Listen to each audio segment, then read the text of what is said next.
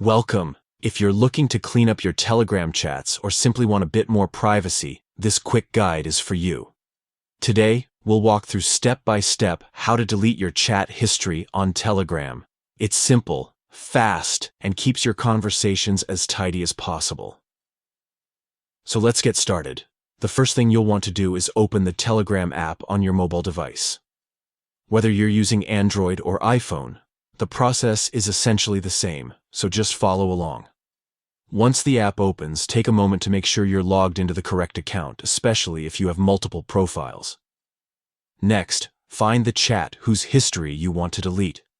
This could be a personal chat with a friend, a group, or even a channel conversation.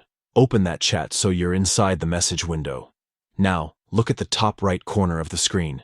You should see 3 dots lined up vertically. That's your menu icon. Go ahead and tap on those 3 dots. A small menu will appear on your screen with several options to choose from.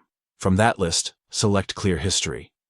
This is the option that removes all messages from the chat without leaving a trace in your conversation list. Telegram will then ask you to confirm your choice. This step is important because once you clear the history, it can't be undone.